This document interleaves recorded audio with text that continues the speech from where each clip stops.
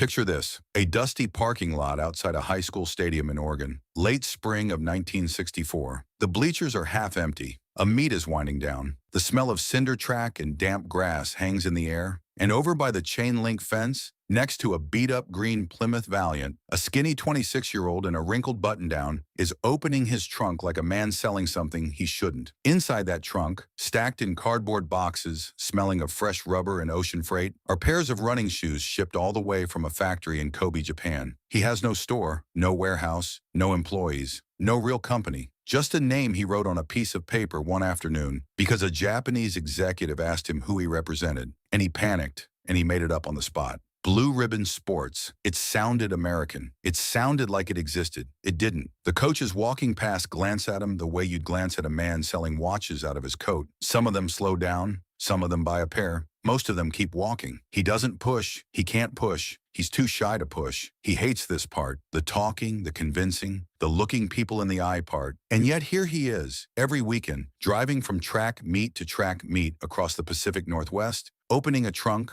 hoping somebody's son needs a new pair of flats. Back home, his father, a respectable newspaper publisher in Portland, has started referring to the whole enterprise with weary affection as Buttface's foolish little shoe thing. Phil's accountant has quietly informed him he is technically insolvent. His banker's about to fire him as a customer. His mother, bless her, has been wearing a pair of the Japanese shoes around the house, partly out of love and partly because somebody has to model the inventory. And while everyone Phil Knight knows is wondering when he'll grow up, get a real job, settle down, and become the certified public accountant his diploma says he is quietly, almost accidentally, building the company that will one day put a small black checkmark on every pair of feet on earth. Here is the strange thing about Phil Knight, the thing that documentaries usually skip past on their way to the swoosh. He was not a natural entrepreneur. He was not a charismatic salesman. He was not, by any honest measure, an obvious genius. He was a mediocre miler at the University of Oregon. He was a quiet kid who hid behind aviator sunglasses well into adulthood. He hated public speaking. He hated firing people. He hated confrontations so deeply that for years he ran his company by writing memos rather than holding meetings. He was in almost every way the wrong personality to build the loudest brand in the history of consumer marketing. And yet, there is one pattern, one specific,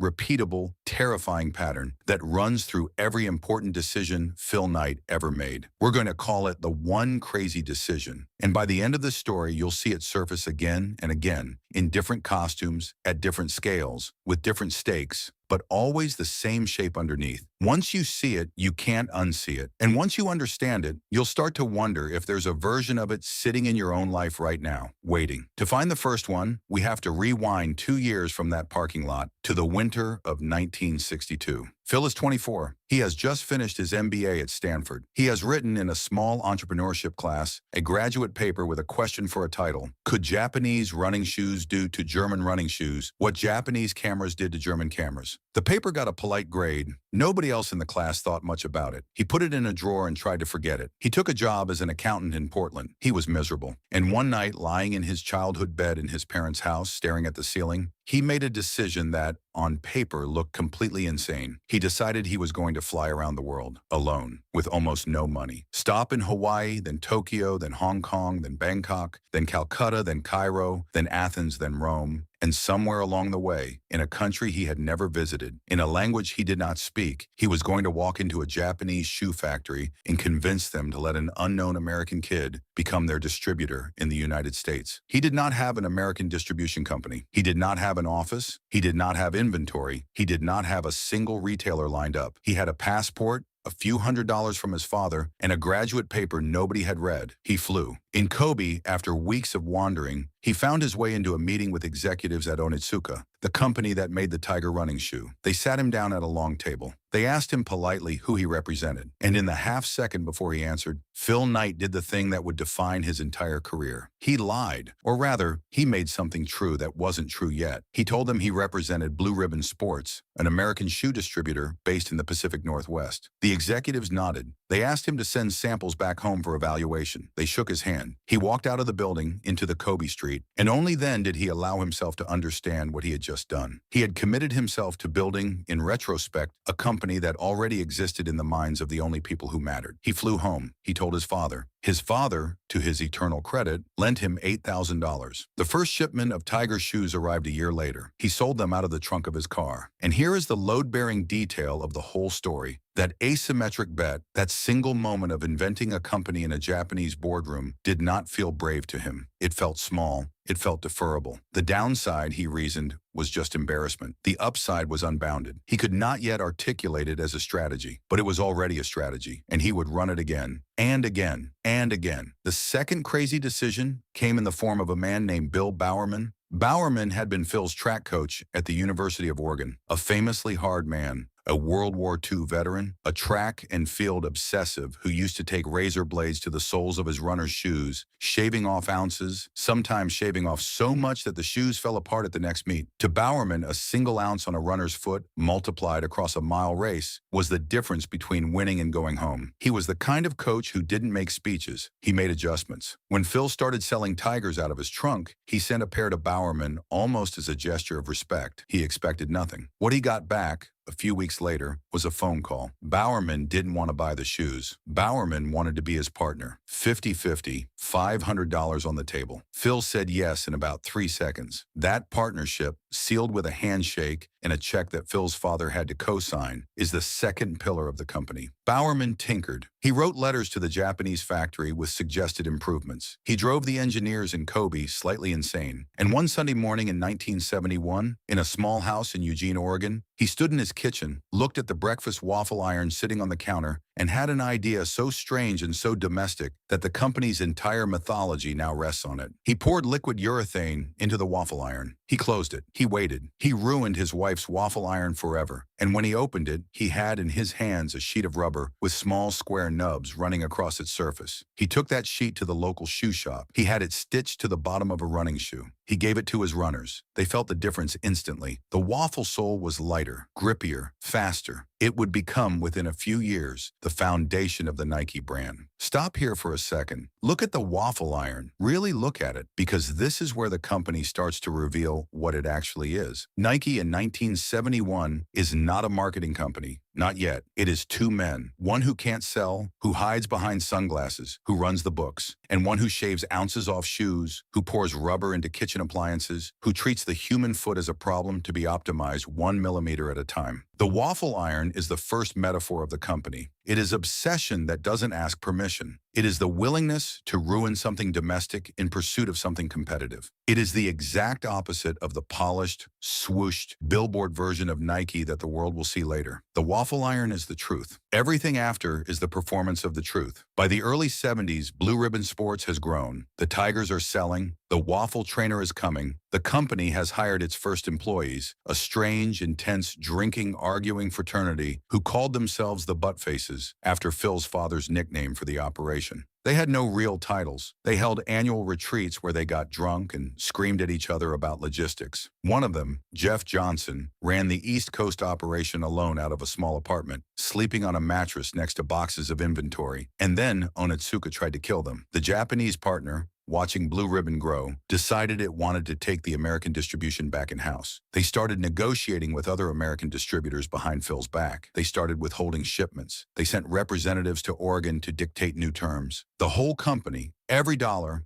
every shoe, every relationship depended on a contract that Onitsuka was now openly preparing to break. Phil could have folded. Most people would have folded. Instead, he made the third crazy decision. He decided that if Onitsuka was going to sever the relationship, Blue Ribbon Sports would create its own brand, manufacture its own shoes, and walk away from the only supplier the company had ever known. He had no factory of his own. He had no design team. He had no name. He had no logo. He hired a graphic design student at Portland State named Carolyn Davidson. He paid her $35 to sketch a logo. She came back with a small curved checkmark. He looked at it. He shrugged. He said something to the effect of, I don't love it, but maybe it'll grow on me. And then somebody in the office, half asleep, suggested they call the new brand Nike, after the Greek goddess of victory. Nike, $35 for the logo, a name pulled from a half-remembered art history class, a break with the only supplier in the company's history. and no guarantee that any of it would survive the next 12 months. If the story of someone who keeps making bets like this, small downside, unbounded upside,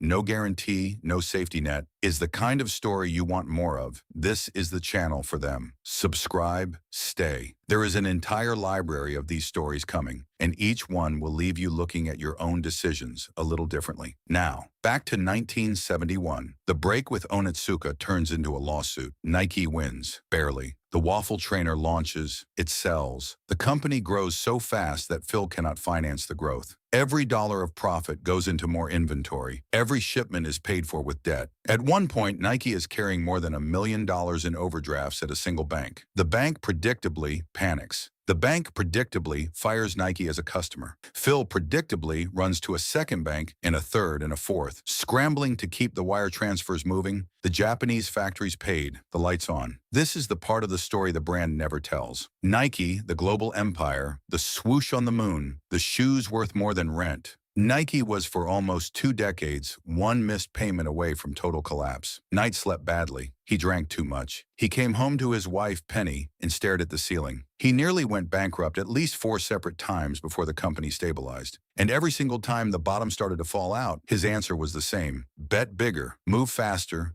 don't blink. Then came 1984, and the fourth crazy decision. Nike, by this point, is a real company. It went public in 1980. It is making real money, but it is also losing. Reebok, of all things, is overtaking it on the strength of aerobic shoes for women. The company is wobbling. Phil is restless. And inside Nike, a strange man named Sonny Vaccaro, a basketball obsessive with no formal title, is screaming at anyone who will listen that the company needs to bet everything on a single 21-year-old kid coming out of the University of North Carolina. The kid's name is Michael Jordan. He has not yet played a professional game. Adidas is his preferred brand. Converse owns the basketball market. The conventional wisdom in Nike's own marketing team say to spread the endorsement budget across multiple players, hedge the risk, play it safe. Phil listens. Phil hesitates. Phil does the math the way he always does. Downside, a few $1 million, survivable. Upside, unbounded. And he agrees. Nike offers Jordan a deal so aggressive, so personalized,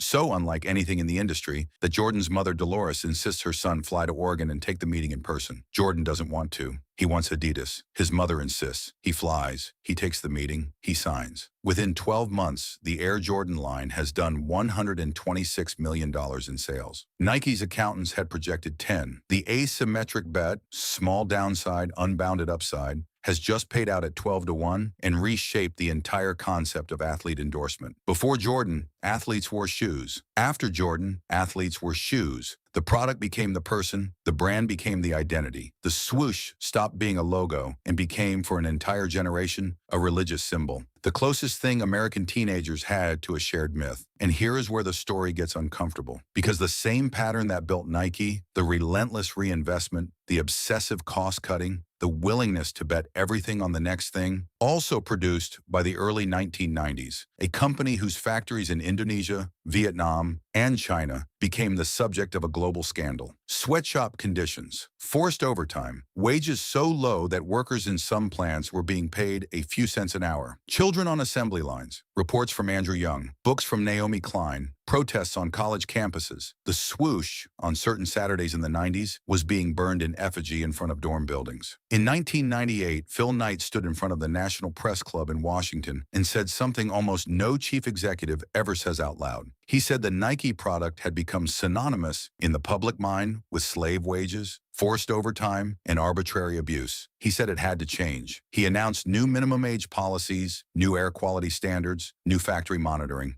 Some of it changed, some of it didn't. The contradictions did not resolve. They only got more honest. This is the part of Phil Knight that the parking lot myth cannot hold. The same asymmetric bet that created the Air Jordan also outsourced human suffering at industrial scale. The same shy, anxious, obsessive man who poured every dollar back into the company also built a manufacturing system that, for years, treated the people making the shoes as a line item to be minimized. You cannot tell this story honestly without holding both. The waffle iron in the factory floor, the handshake with Bowerman And the wages in Tangerang, the $35 logo, and the global empire built on its back. By the way, before this turns into the closing stretch, drop a comment. Tell me what you think Knight got right and what he got wrong. I read all of them. In 2004, Phil Knight stepped down as chief executive. In 2016, he published Shoe Dog, a memoir so unguarded, so vulnerable, so unlike the polished surface of the Nike brand that it briefly confused everyone who read it. The book is not a victory lap, it is a confession. He writes about his son Matthew, who died in a diving accident in El Salvador at 34. He writes about firing his oldest friends. He writes about the loneliness of being the man at the center of the company. He writes about how, even at the peak, even with $46 billion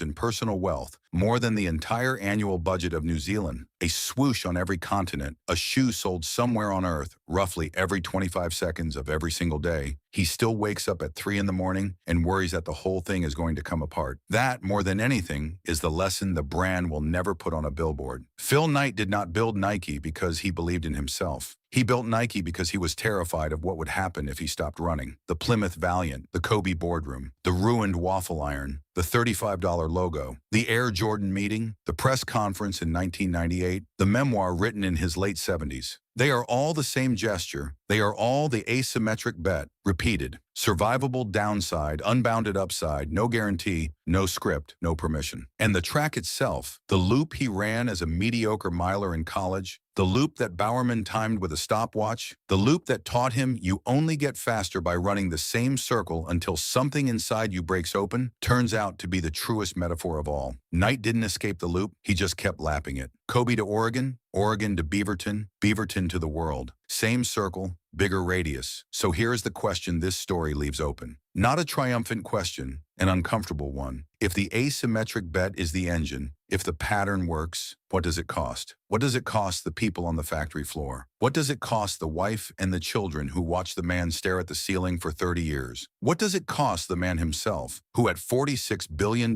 is still up at 3 in the morning, still measuring the gap between what he built and what he meant to build? And if the pattern works for him, small downside, unbounded upside, no guarantee, what does it mean for you? Where is your Plymouth Valiant? Where is your Kobe boardroom? What is the survivable embarrassment you've been avoiding because it might be the only door that opens onto the unbounded part of your own life? He'd never tell you. He's too shy.